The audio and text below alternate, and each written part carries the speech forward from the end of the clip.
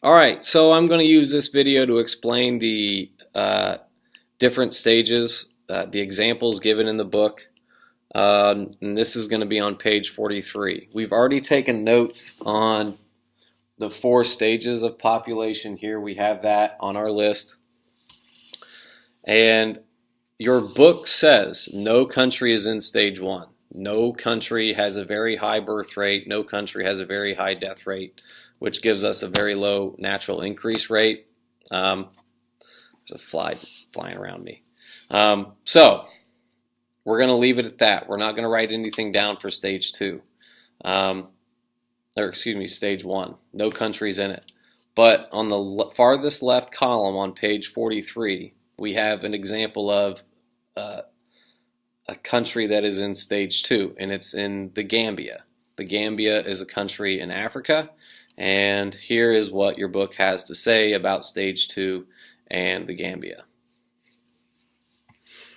The Gambia is the smallest country in Africa and one of the poorest. As a colony of the United Kingdom until 1965, the Gambia was in stage 1 of the demographic transition. The death rate declined rapidly beginning in the 1970s when the World Health Organization launched a program to immunize children in a number of countries, including the Gambia. The Gambia government first adopted a policy to reduce births during the 1990s. However, fewer than 10% of women of reproductive age practice family planning. Contraceptive use is not provided to women under age 21, and unmarried mothers must obtain parental consent in order to receive family planning services. So, stage 2. It's characterized by a very high birth rate, rapidly declining death rate, and very high natural increase rate. And we have an example of the Gambia. Going back through here, you see the impact of a country colonizing another part of the world. So the United Kingdom, England, colonizing parts of Africa, and it looks like up until 1965, the Gambia was in stage 1. And in the 1970s, the World Health Organization launched a program to immunize children. So if you immunize children, your CDR, your crude death rate, is going to go down because you'll have less children dying.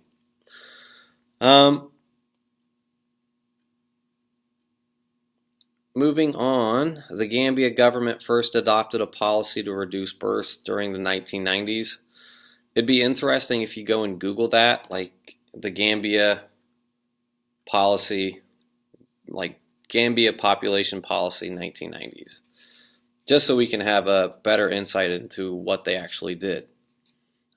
Because your book is claiming some things about the Gambia that might make you think a little bit. And it's at the bottom. Contraceptive use is not provided to women under the age of 21, and unmarried mothers must obtain parental consent in order to receive family planning services.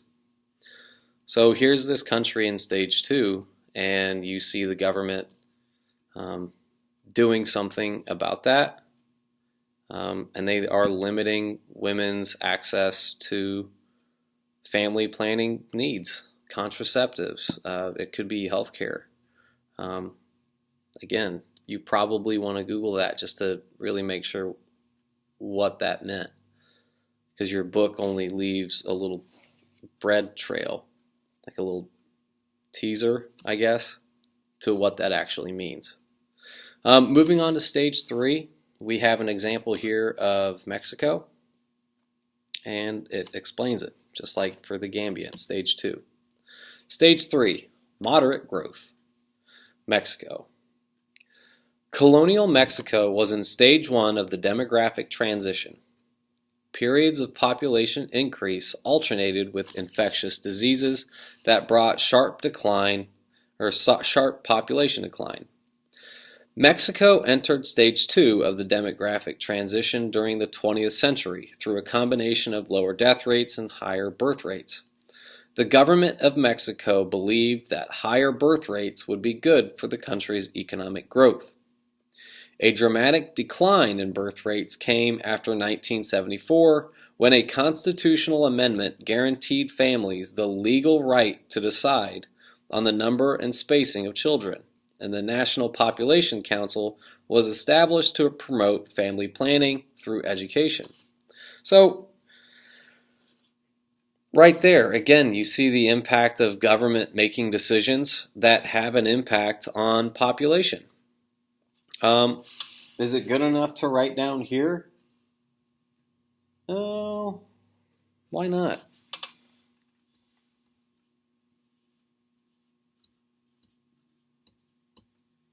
And I'm going to write government action. I'll scoot over so you can see it all. I'm going to write that down simply because in both the stage 2 example and the stage 3 example, it talks about the impact of government doing things. Obviously, we have the Gambia example, and just to go back to that, it said, the Gambia government first adopted a policy to reduce births during the 1990s. However, fewer than 10% of women of reproductive age practice family planning.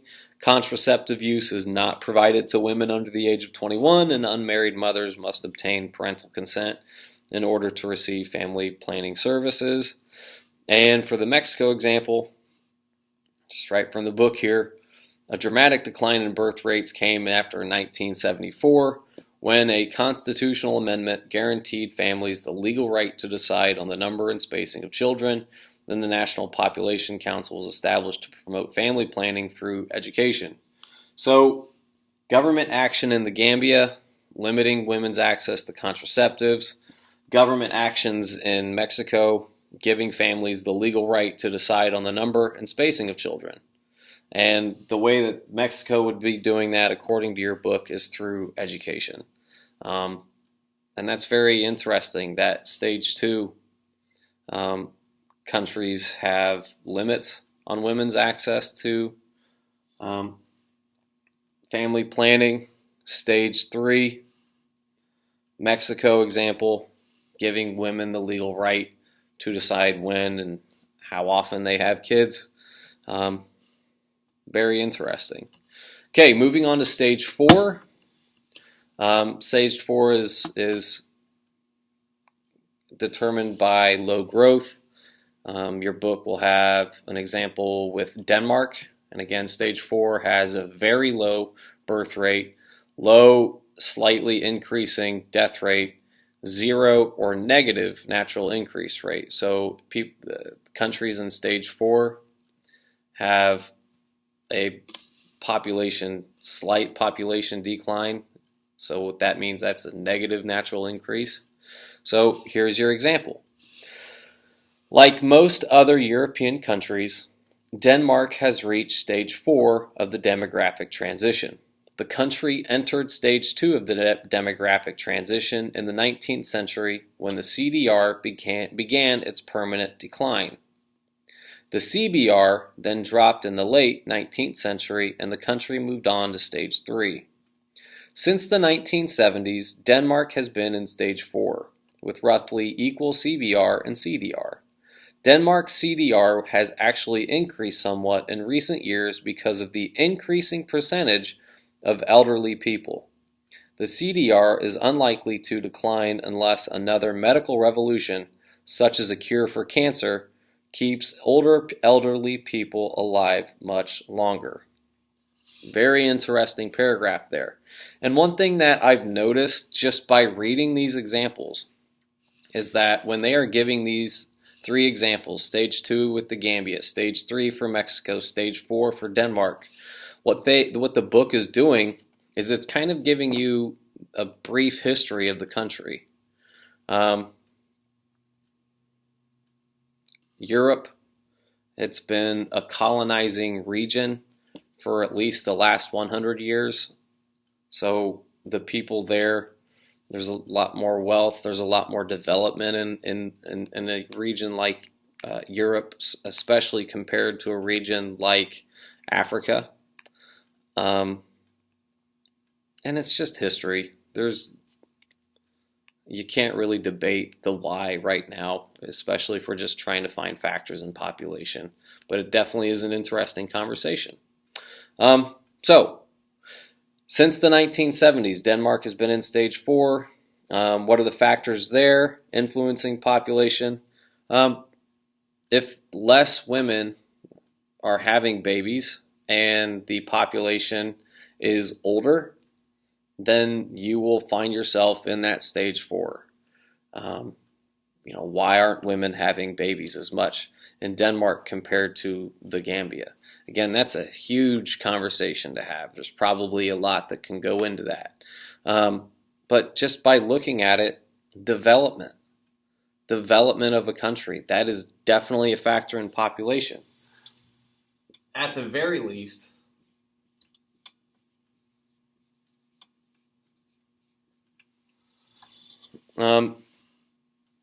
for where a country's at. If a country is very highly developed, it's got a population that may be a little bit older. That means statistically, more people might be working, less people are are making babies. And one thing it's mentioned here, the death rate in a stage 4 country, specifically Denmark, usually not much can be done there unless we do find a cure for cancer. So what you can do, you can just go back and check your math. For stage 4, wealth and technology, that will give you development. Educated people using the wealth and technology will give you development.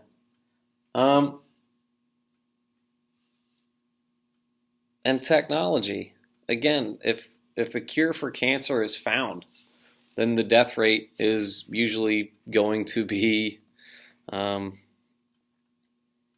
slowed, if not go the other direction.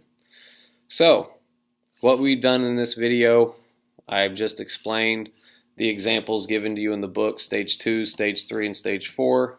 We have examples for stage 2 in the Gambia, stage 3 in Mexico, stage 4 in Denmark. Just for the purposes of saving room here, and I'm going to continue to make these videos from chapter 2 in population, I'm going to erase these, but this is a whiteboard. What I want you to do with your notes, if you're going back and doing this on your own, don't erase. And just because I have this up here and you want to add more to it, go on ahead, do your thing. As long as you have text evidence to back it up. And with all of this right here, this is just what we found from the book. So, climate, arable land, land that can be used for agriculture, natural increase rate, which has something to do with the birth rate and the death rate of a country. Birth rate minus death rate give you natural increase, but as we saw with the stage 4, the natural increase rate might be negative, so that would mean that more people are dying in that country or region. War and disease had a big impact for stage 1. Wealth and technology, educated people using the wealth and technology, family planning, women working, government action, and development. Okay, I'm going to erase this list. I'm going to move on to page 44. And again, just because I'm erasing it here, if you watch the next video and they're gone, it doesn't mean that they're all gone. These are still around, okay? But we've got them video recorded. It'll be on YouTube. If you want to go back and get these, you can. All right.